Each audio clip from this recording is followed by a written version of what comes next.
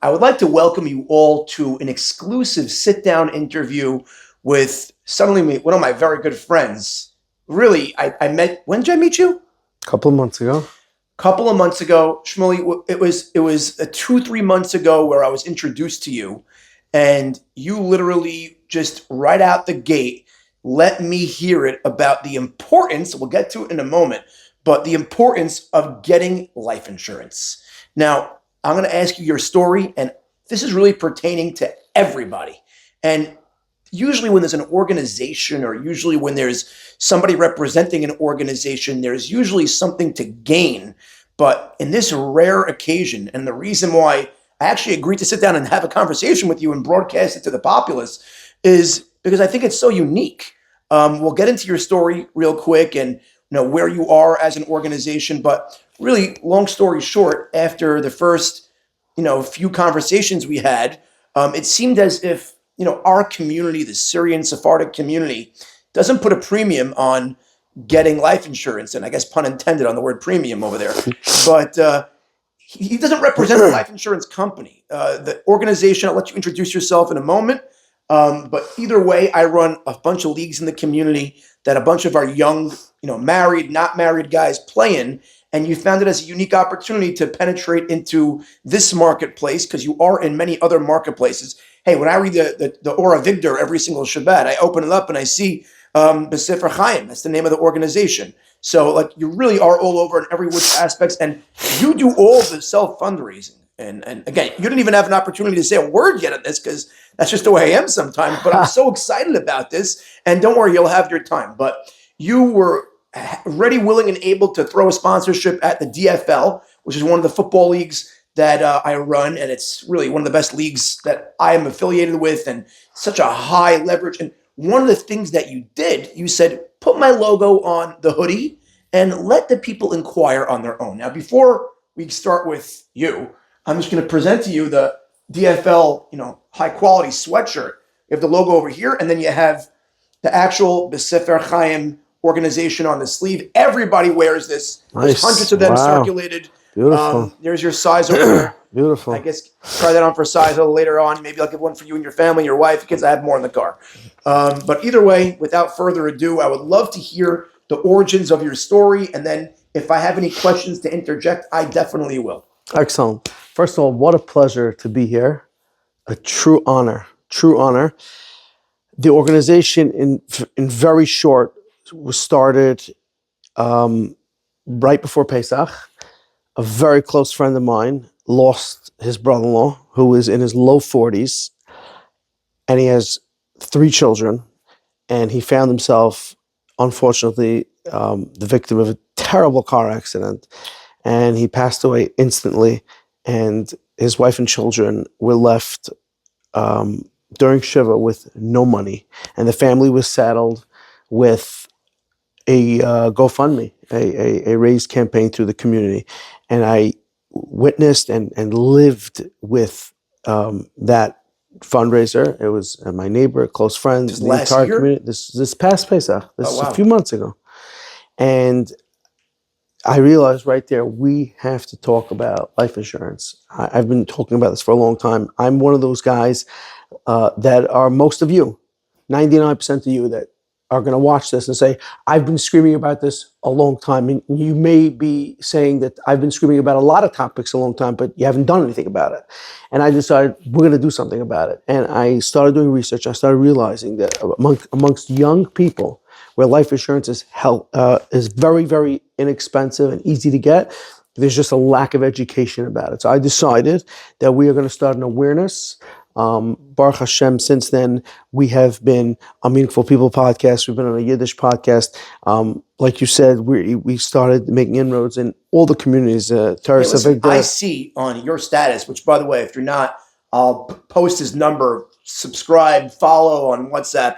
Every single one of the Rabbanim, even in our community, signed up for this. You can talk about that right now. So I came to the Deal community in the summer. I came to the Syrian community in the summer. Obviously, everyone was in Deal.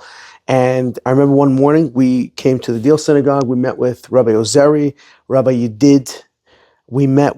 I spoke to Rabbi Mansour on the phone multiple times. Rabbi Ozeri signed a letter for us. I went Shweka to meet with Rabbi Shweka, also signed the letter. I met with Rabbi Joey Haber, signed the letter, did a beautiful video for us. Tremendous. So you got Murderers Row. I don't know how you pulled that off. But. Baruch Hashem, because it's a good cause, and there's really no opposition to it. Right. Like, so, and there's no politics behind we're it. not fundraising actively. Obviously, I fundraise to cover my costs, but at the end of the day, we're not doing charity campaigns. I didn't come to the rabbi, say, introduce me to so-and-so for a $10,000 check. It's not what the goal was. The goal was, and Rabbi Azari specifically was extremely passionate about it because he's dealing with all the stories. Rabbi Ozeri, the stories that come on his plate on a day-to-day, he probably would appreciate this more than anybody. And that's why I agree with you. It would be right up his alley because this could alleviate a lot of pressure for the community by just paying a few $100s a year. That's all it is. Like, it's all it is. And I know this because as soon as we hung up, the first thing I did was get myself a policy. And I'm, Baruch Hashem, family. I'm turning 40 years old this year. I'm not that old. I'm not that young. So it was right the right time. And you were shocked I didn't have it, to be honest. You yelled at me. I yelled, but you yelled at me. I was surprised. I was surprised. I was talking to you, but you did the right thing, which means that whatever we're doing is working. Right. And I just want to say one thing, right? And it's very interesting to watch, right? So when you apply for a school, right? You apply for your child to any school, your community, Ashkenaz community, doesn't matter which community. There are a couple of things that you have to answer on the application, which is non-negotiable. Do you know what those are? Questions you have to answer that are non-negotiable. I would say your income. Okay. Your Rav.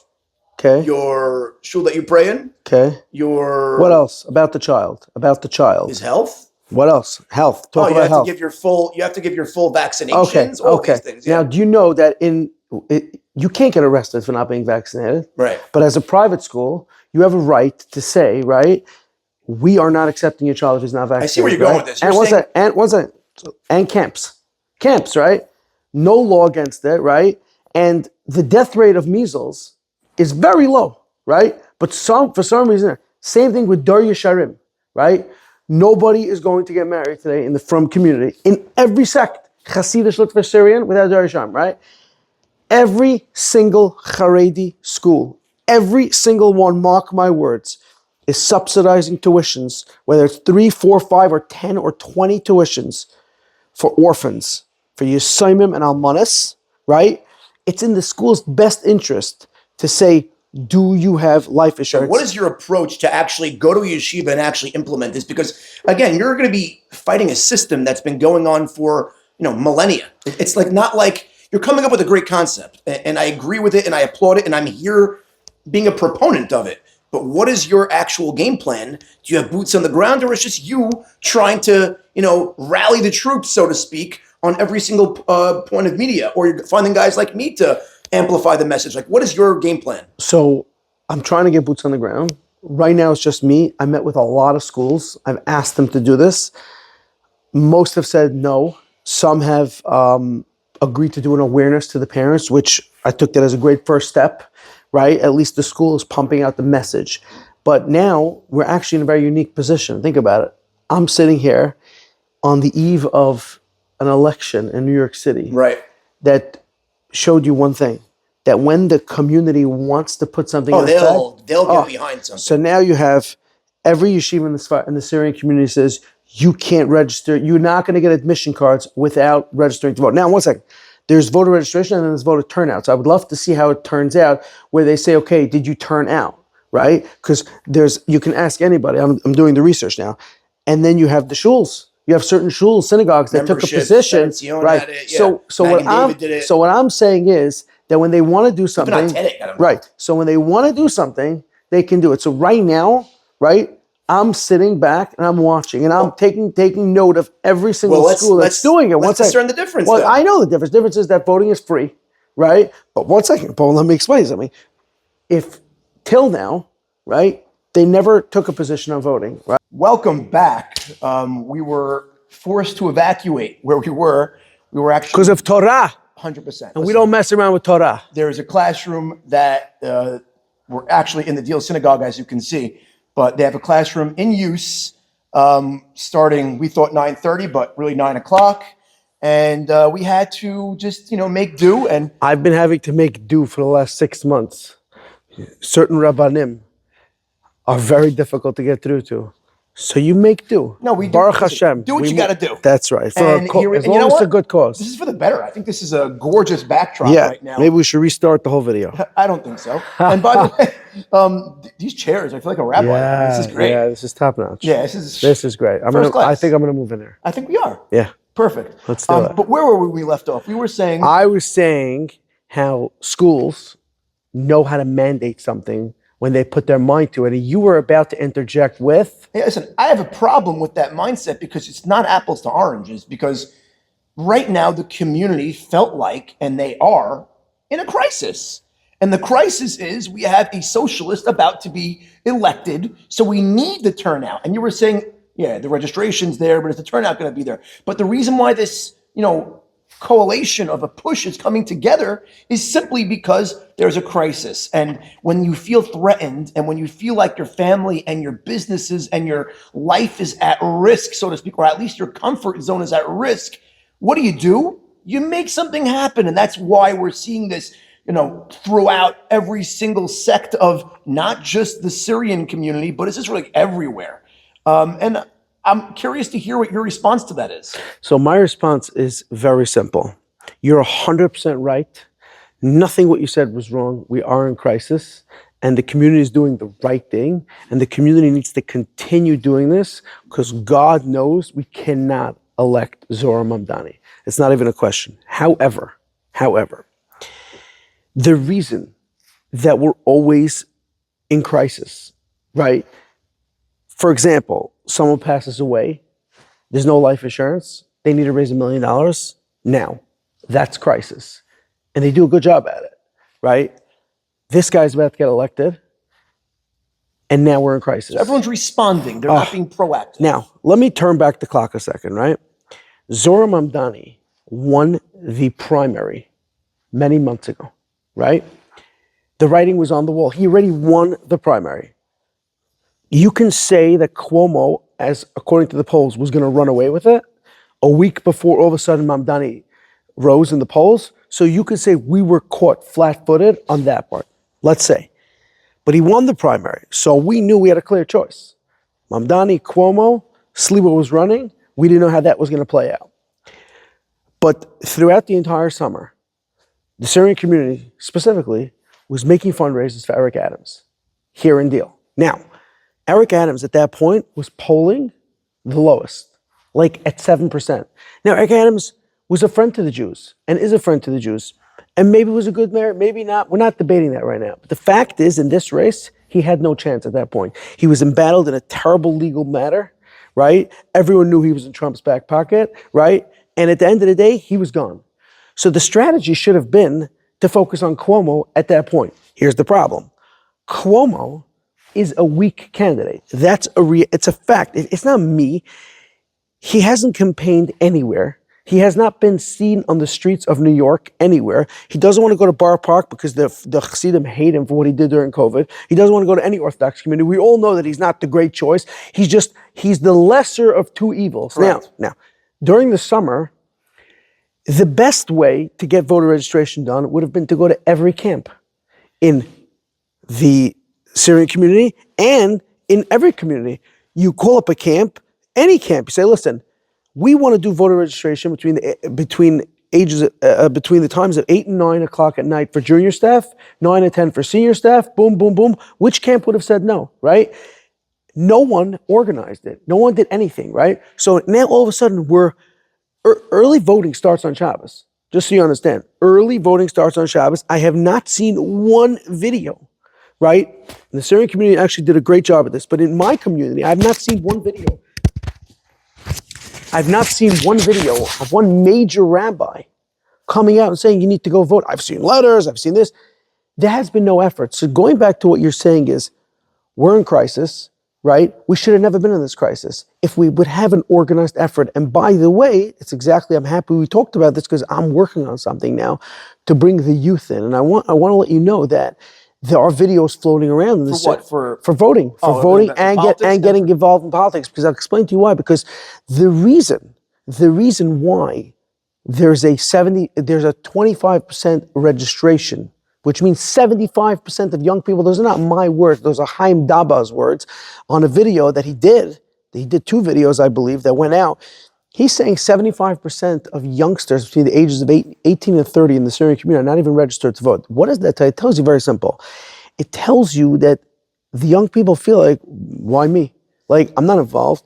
Every time they look at something, it's the elders, it's the wealthy people, it's the influential people, and, oh, now you need my vote? So it's 2 weeks for an election? Who's running? What's at stake? Why should I vote for this? They have no idea what's going on, right? I believe that if we made... Well, you actually alluded to before that you wanted to get the education system involved in one aspect for the life insurance thing. How about, just on that same note, you actually implement a class or some sort of awareness campaign within the schools itself and make it mandatory? Well, I don't know if you're going to get all these rabbis on board, but make it mandatory as much as you can, where you actually do instill the importance of voting and or politics and community. Because a lot of times the blinders are on. We're learning Torah, we're not interested. That's usually like the frum religious schools. And then you have more of like the secular schools where they pride themselves. Maybe those guys, a lot of people are there. They really, really, really should get involved in this and actually make an awareness campaign for the kids. Tell their parents when they grow up, they'll know that they have to vote too. Because I'm telling you, as someone that of my age, it was never something important. It never really crossed our minds until I got older and realized the importance of it. So I want you to understand something, okay? We'll throw some numbers out. How many people live in New York City? Do you know? I don't know. 8.5 million people. Yeah, I'm about to say 6 million, but Okay. more. 8.5 million. Fine. How many people do you think voted? 10%? 1 second. How many people do you think voted when Adams ran against Sliwa in 2020? I don't know. 600,000? No, you said good number.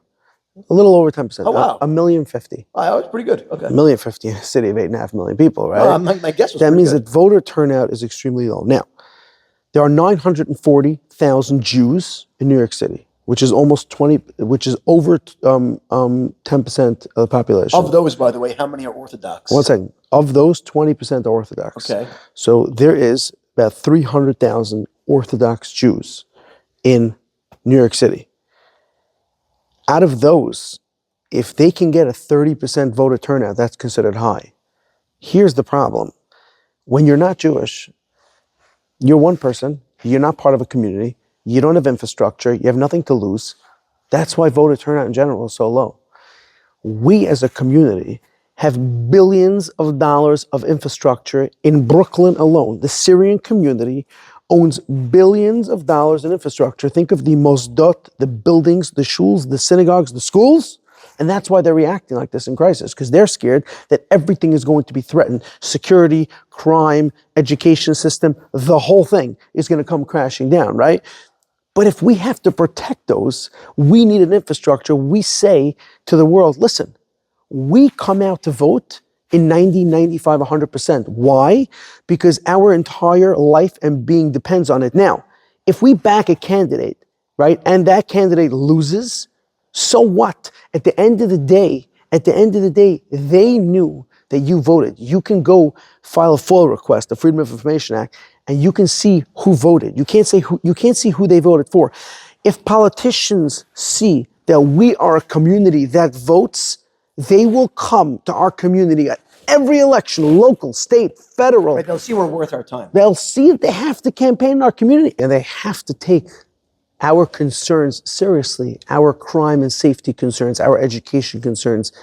We have to vote in big numbers. Because we're worth it, because we're showing that we're worth it. And we don't have a choice, because look at what's going on now.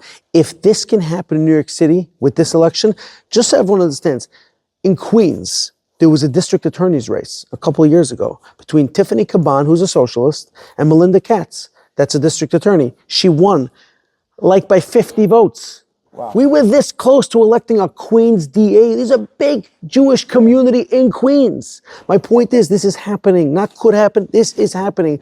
We have to show, because let's say, for example, you do elect a candidate that's not good for us, but if that candidate knows that that Jewish community is a big voting bloc, and at the end of the day, that candidate wants to get reelected, that candidate will work hard to make sure that we're happy at least on our values. Right. We have values. So we have to vote regardless. If half of you vote Republican, half of you vote Democrat, that's your business. Here's something that's not really spoken about, and maybe it's not true, but certain communities as a whole, and again, I'm not really pegging that for my community, but never had to worry about anything threatening them.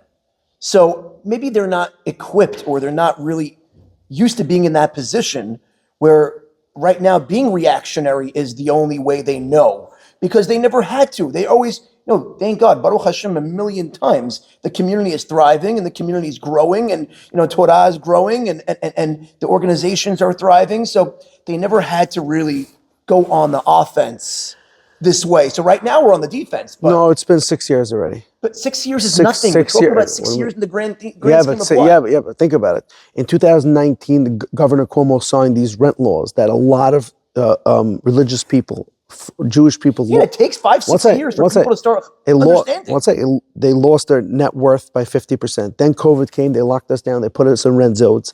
Okay, and then the crime in 2020, the summer of 2020, when they were smashing in all the windows in Macy's during the summer.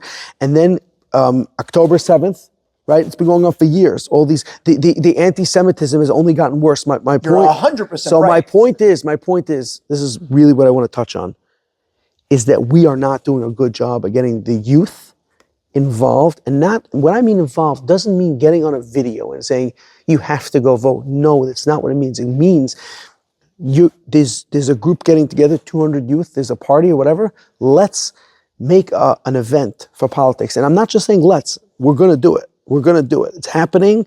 I'm not asking you to do it. I don't do that. 99% of people love complaining in the synagogue and do nothing about it. We're actually going to do it. We have an infrastructure. We have something really cool brewing. The point is the youth, the 20-year-olds, 21-year-olds, boys and girls of our next generation, they are our future. We need to treat them as if they matter. Getting somebody that's 75 on a camera saying you must do this, with all due respect, they're doing it. Doesn't work anymore. I get it, but you know what? I'm not here. They're not doing it. No, but they are getting on the video and doing it because that's what they can do. Right? Yeah, they could do more. It's not true. That's what they're. You're right, but I always like to applaud. No, but one second. You can applaud. I'm going to say it the way I want, right? These are we're having a conversation. These are my words, and I'm not saying you want to say it for years, but that's fine. I'm talking about right now. But one thing that you said that I want to actually talk on, you're saying like our community over 5-6 years, and people are starting to wake up. That's overall. That's the whole country. Correct. That's the Great Awakening. That's what's happening right now. Yeah, but how it's affecting us in a way that it doesn't affect a lot of other people. No, right, which is why we have to be a little more than just, oh, wow, and start talking about it on videos and social media like everyone's doing. So, yes, I would like to see your step-by-step plan. I hear all of the issues. You're right, there are plenty of issues bubbling to the surface. What is your, give me, if we have to condense it into a 3-minute action plan, and let's really focus on this life insurance, and then when you could segue a little bit into the politics, because that seems like it's on the horizon for you. But if you had to put together an action plan right now, what is Bsefer Chayim's plan right now? So you're going to schools. Is that what right now number one is? So, going to shuls, going to rabbis. I see you're doing that already. So there are many shuls that have already adapted a life insurance captain, okay? Where someone in the shul, some shuls, big shuls have 2 people, 3 people that take, alphabetical order, A through E is me, right? And they're calling all these families, do you have life insurance? They're entering their answers. How much life insurance? There are shuls that took the initiative and sent out surveys. 25, 30, 40% of people answered. That means that 60% didn't answer, which means maybe 20% don't care. They're calling all those people. Is there a website with like an information packet where I can show people? We're working on something for shuls, but a lot of it was as we go. Because like I said, it's really me. And it's new. And it's new. It's fresh, it's new, and it took off very quickly. We're less than a year in. We're 4 months in. 4 months What kind of less than a year? We launched our website June 5th, okay? And now we're end of October. What does your website look like right now? Oh, it's beautiful. We got a ton of endorsements from Rabbanim, letters, videos. Can you tell the audience what your website is? BseferChayim.org. BSEFERCHAYIM.org. For my Sephardic-speaking audience, BseferChayim.org. Bsefer Chayim, you'll see beautiful videos from all the Rabbanim. You'll see a beautiful video of Rabbi Joey Haber. You'll see a letter signed by Rabbi Ozeri, Rabbi Shweker, Rabbi Haber. You'll also see under the media page where it says, here are stories. There are stories there of people that have lost loved ones, fathers and spouses that have came on camera and said that they left them with a life insurance plan and how it saved their family. Wow. You can see that on our website. It's extremely informational and it's very easy to navigate. So we're doing that. We're going to schools. A lot of schools have adapted it. I'm going every week to different schools because I believe that schools have the opportunity, because I'm not going after the 18-year-old. I'm really going after the married person, most of them with children. Their schools can do that and look a parent in the eye and say, do you have life every insurance? school, for the most part, at least a large one, has an alumni program. So that's where you can really target with these yeshivas. No, but even new, like we went to Rabbi Kamenetsky in Yeshiva of South Shore. And he did a video for us and he said that when a parent comes for tuition assistance, they have to then meet with the school. There's no reason why you shouldn't ask that parent, do you have life insurance? At least bring it up to the conversation. Make it like we're awareness. Right. We, the school, are concerned for you and your family to have life insurance. Because deep down, if God forbid something happens, the school is left footing the bill, and the school has an opportunity, a rare opportunity, to make sure that you do the right thing, and then your family is just much more stable and safer. And that's really what it comes down to. You don't want your loved ones to be left holding the bag, so to speak. You want them to have some sort of, something in place, God forbid. And again, Baraman a million times, this is all God forbid. But why should we put anyone in a position? And which is why I really was so inclined to actually get you to sit down for an interview and have a discussion about this. And hopefully, the people watching this, and hopefully this goes far spread and all around, that they understand the importance now. They understand what you're trying to build. And quick, just to wrap it up. Well, it's also very important. I want to bring up something else. Very important for people to know, right? When the community gets together and raises $1 million, let's say, which by the way, is getting increasingly more difficult to raise money, okay? When the community does go out, and you could ask the Rabbanim this, okay? The money goes into an account. It's overseen by people that run the account. The widow cannot spend the money as she sees fit. The money generally is decided for her. Is also allocated for the children's weddings. So that widow, at that point, she thinks that there's $1 million. She gets a small subsidy every month to live. The child needs therapy. They're going to an organization. You're then being told that child lost their parent at a young age. They need therapy. You're now being told you're going to use this therapist in that group setting, and you're going to go to that organization. The ripple effect is... The ripple effect is that the almana, the widow, cannot make any more decisions. So if you're watching this and you care about your family and you care about your wife, and if you're a woman watching this, just understand what it is that we're dealing with. And can I put it into context for a moment? We're not talking about an investment that's really going to set you back. We're talking about not going out to eat this Thursday night with your wife, and that's the same bill in the restaurant for the year. Literally. By the way, I was in Salt last night with my wife, right? It's a lot of money. And it's Thursday morning, so the winter's man started in yeshivas. But last night was Ben Azmanim, so I was in Teva in the afternoon, and I was in Salt at night. You high roller. I came for the day with my wife. And there were a lot of Kaila people, right? And in Teva, you're spending a few $100s. In Salt, you're spending more than that.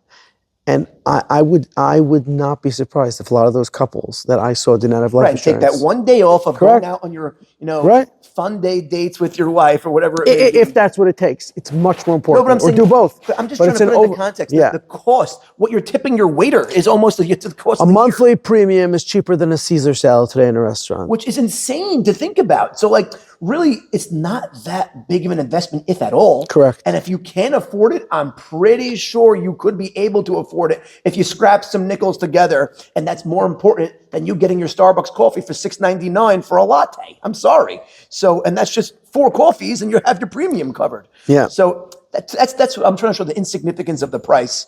And I think we kind of... And by the way, tell the listeners, tell the viewers, how easy was it? You're almost 40. Listen, how easy was it? Let me just tell you the process. Again, you don't have any... We don't make any money off life insurance, and you should go to your local. Find your own. Go to your local community broker here in the So Syrian. a good friend of mine. In the Syrian community, there's wonderful brokers. Use them. Give them the parnasa. Well, a good friend of mine is a life insurance agent. His name is Jack Solomon. Actually, I'll name I spoke drop to him a bunch of times. Jack's a great guy. Wonderful guy. And I reached, by the way, to his credit, he is always texting me. Did you get your premium yet? Did you get your premium yet? And I'm like, listen, he's doing his job. I'm like, yeah, soon. Pulled him off. But officially, after we met, I'm like, Jack, he's like, what happened? I said, Bsefer Chayim happened. He's like, okay, great. So then the whole process from beginning till end on the phone, literally for about a grand total of about 12 minutes. 12 minutes. I filled out this Google form, which he sent to me, answering a questionnaire, which was literally about 12 to 13 questions long, and it wasn't an intrusive information. He gets back to me, he's like, oh, they don't even require blood work for you. They don't even require, there's nothing. 1, 2, 3. The next day, you had a policy. He sends me my policy. I'm like, that's it? Yep. What do you mean? He's like, yeah, that's it. I'm like, what do you mean? What else do I have to do? Yeah. He goes, pay your bill. I'm like, okay, sent it, done. Since COVID, a lot of life insurance companies started doing this very differently. You're lucky, you're 39, but under 30, healthy, it's called fluidless. Within 24 hours, you get approved. It's the easiest thing. Literally, it was 12 hours for me. It's very easy. I was shocked. Anyway, that's to me, it's a simple thing. It's an important thing. And I implore all of you to at least, inquire. That's first step is inquire. And once you see the simplicity of it, once you understand the importance of it, it's a no-brainer. Not everything to me is a no-brainer. To me, this is a no-brainer. And I'm sure after watching this, hopefully you're still watching this at home, you'll understand the importance of it. Reach out to your local agent. Reach out. I'm sure you all know someone selling life insurance. Bsefer Chayim, I really applaud the job. And I'm so excited to hear what you have on the horizon in the political sphere. I know it's still in the infancy stages, in the grassroots stages. So listen, obviously, whenever you want to come on, let me know. I would be more than happy to put you on the channel. And hopefully this was an educational piece for everybody at home watching. And let's rock and roll. Let's do this. Thank you so much. Appreciate it, Sam. Looking forward to the next time. Thank you. Likewise.